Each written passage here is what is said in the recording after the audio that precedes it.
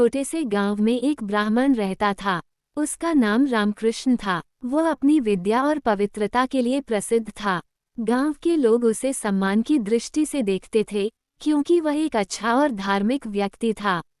हालांकि उसकी एक बड़ी कमजोरी थी, लालच।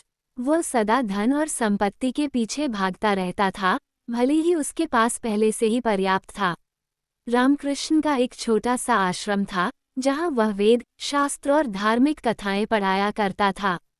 उसकी साधना में गहरी निष्ठा थी, लेकिन उसे हमेशा अधिक धन और ऐश्वर्य की इच्छा रहती थी। वह सोचता था, अगर मेरे पास और अधिक धन होगा तो मैं और अधिक भव्य पूजा अर्चना कर सकूंगा और मेरा नाम पूरे देश में प्रसिद्ध होगा। इसी लालच ने उसकी मनोस्थिति को विकृत कर दिया था। एक दिन गांव में एक साधु बाबा आए। उनका चेहरा तेज से भरा हुआ था और उनकी आंखों में गहरी समझ थी। साधु बाबा को देखकर सभी गांव वाले उन्हें सम्मान देने के लिए जुट गए। रामकृष्ण भी उनके दर्शन के लिए गया। बाबा ने रामकृष्ण को देखा और कहा, तुम्हारे अंदर एक बड़ा आंतरिक शांति का खजाना छिपा हुआ है, लेकिन तुम उसे पहचान नहीं पा रहे हो, क्योंकि तुम बाहरी वस्तुओं में खुशी की तलाश कर रहे हो।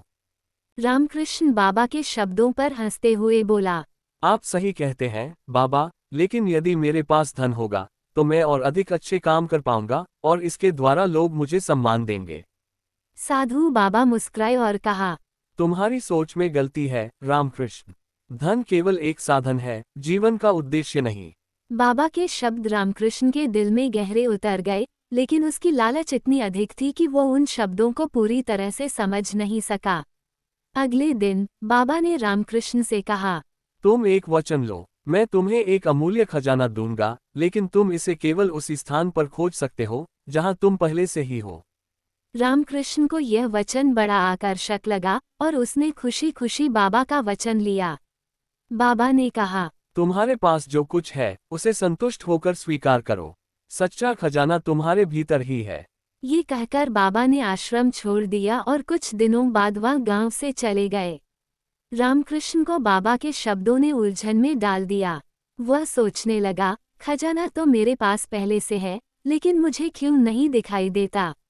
उसने बार बार उस खजाने की खोज की, लेकिन कुछ हाथ नहीं लगा। उसकी लालच और बढ़ गई। अब वो किसी भी हालत में धन की तलाश में था। एक दिन जब वह जंगल में भटक रहा था, उसने एक पुराने जर्जर कुएं के पास एक गहना पड़ा देखा। ये गहना अत्यंत कीमती और भव्य था। रामकृष्ण ने खुशी खुशी गहने को उठाया और उसे अपने पास रख लिया। वो बहुत खुश हुआ और सोचने लगा कि अब वो इस गहने को बेचकर काफी धन कमा सकता है। लेकिन जैसे ही उसने गहने को अपने पास रखा, एक आवाज आई, तुमने जो किया वह गलत है। वह गहना तुम्हारा नहीं है। तुमने उसे अपने लालच के कारण पाया है, न कि ईमानदारी से। यह आवाज वही बाबा की थी, जो कहीं न कहीं आसपास ही थे। रामकृष्ण ने गहना फेंक दिया और बाबा के पास दौड़ा। बाबा ने उसे देखकर कहा, अब तुम समझ गए हो रामकृष्ण। तुमने जो खजाना ढूंढा था वह केवल तुम्हारे भीतर था। तुम्हारी आत्मा ही सबसे कीमती है। धन से ज्यादा कीमती संतोष और आत्मा की शांति है। इसीलिए तुम्हें बाहरी दुनिया में खजाना नहीं मिला। रामकृष्ण को अपनी गलती का एहसास हुआ। उसने गहने को छोड़ दिया और अब वो केवल अपनी साधना में ध्यान लगाने लगा। उसे यह समझ में आ गया कि सच्चा सुख बाहरी वस्तुओं में नहीं, बल्कि आंतरिक शांति में है। वो फिर से अपने आश्रम में लौट आया और गांव वालों को शिक्षा देने लगा। उसने अपने जीवन का उद्देश्य सही दिशा में खोज लिया और अपने लालच को शांत किया। अब वो केवल ज्ञान का प्रचार करता और लोगों को ये सिखाता कि अगर वे भीतर से संतुष्ट हों, तो बाहरी धन और संपत्ति का कोई मूल्य नहीं रह जाता। रामकृष्ण की इस परिवर्तन की कहानी पूरे गांव में फैल गई और लोग उसकी निष्ठा और साधना की सराहना करने लगे। धीरे धीरे उसका जीवन संतोष और शांति से भर गया और उसने कभी भी धन के पीछे भागना नहीं छोड़ा। वह जान गया था कि सच्चा खजाना वह था जो उसे भीतर से मिल चुका था, आत्मा की शांति और संतोष।